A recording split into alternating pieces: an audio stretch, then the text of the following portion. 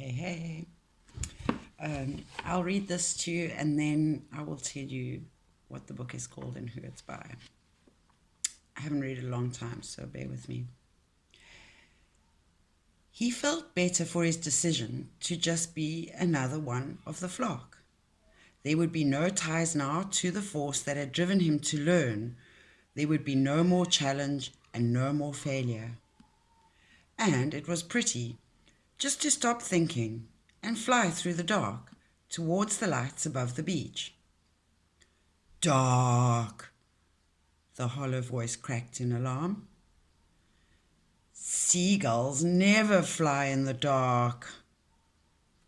Jonathan was not alert to listen. It's pretty, he thought. The moon and the lights twinkling on the water, throwing out little beacon trails through the night, and all so peaceful and still. Get down! Seagulls never fly in the dark. If you were meant to fly in the dark, you'd have the eyes of an owl. You'd have the charts for brains. You'd have a falcon's short wings. There in the night, 100 feet in the air, Jonathan Livingstone Seagull blinked. His pain, his resolutions vanished. Short wings? A falcon's short wings? He climbed 2,000 feet above the Black Sea, and without a moment for thought of failure and death, he brought his forewings tightly into his body, left only the narrow swept daggers of his wingtips extended into the wind, and fell into a vertical dive. The wind was a monster roar at his head, 70 miles per hour, 90, 120, and faster still. The wing strain now at 140 miles per hour wasn't nearly as hard as it had been before at 70, and with the faintest twist of his wingtip, he eased out of the dive and shot across the waves, a grey cannonball under the moon. He closed his eyes to slits against the wind and rejoiced. 140 miles per hour and under control. If I dive from 5,000 feet instead of 2,000, wonder how fast. His vows of a moment before were forgotten, swept away in the great swift wind. Yet he felt guiltless, breaking the promises he had made himself. Such promises are only for the girls that accept the ordinary. One who has touched the excellence in his learning has no need of that kind of promise. By sunup, Jonathan Gull was practicing again. From 5,000 feet, the fishing boats were specks in the flat blue water. Breakfast flock was a faint cloud of dust motes circling. He was alive, trembling ever so slightly with delight, proud that his fear was under control.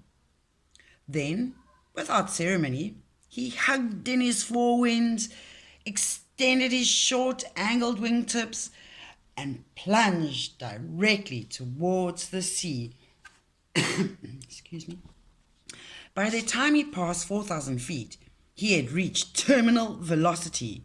The wind was a solid beating wall of sound against which he could move no faster. He was flying now straight down at 214 miles per hour.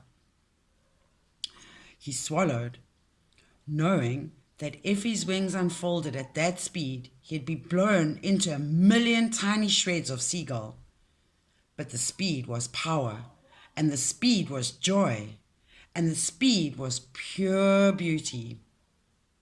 He began his pull-out at 1,000 feet, wingtips thuddering and blurring in that gigantic wind.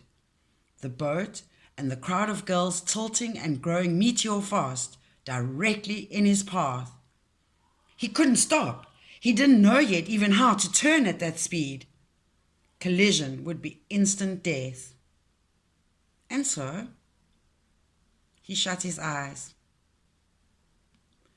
It happened that morning then, just after sunrise, that Jonathan Livingstone Seagull fired directly through the center of breakfast flock, ticking off 212 miles per hour.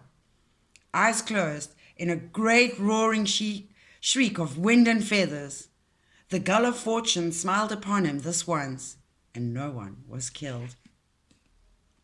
By the time he had pulled his beak straight up into the sky, he was still scorching along at 160 miles per hour.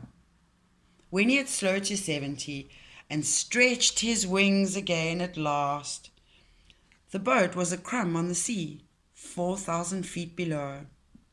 His thought was triumph. Terminal velocity. A seagull at 214 miles per hour. It was a breakthrough, the greatest single moment in the history of the flock. And in that moment, a new age opened for Jonathan Gull. Flying out of his lonely practice area, folding his wings for a dive from 8,000 feet. I love how 8 keeps coming up today. He set himself at once to discover how to turn. A single winged feather he found moved a fraction of an inch, gives a smooth, sweeping curve at tremendous speed. Before he learned this, however, he found that moving more than one feather at that speed will spin you like a rifle ball. And Jonathan had flown the first aerobics of any seagull on earth. He spared no time that day for talk with other gulls, but flew on past sunset. He discovered the loop, the slow roll, the point roll, the inverted spin, the gull blunt, the pinwheel. When Jonathan Seagull joined the flock on the beach, it was full night. He was dizzy and terribly tired. Yet, in delight, he flew a loop to landing with a snap roll just before touchdown. When they hear of it, he thought, of the breakthrough, they'll be wild with joy. How much more there is now to living. Instead of our drab slogging forth and back to the fishing boats, there is a reason to live. We can lift ourselves out of ignorance. We can find ourselves as creatures of excellence and intelligence and skill. We can be free. We can learn to fly. And that was page 24 to 27 of Jonathan Livingstone Seagull by Richard Bach. And that's it.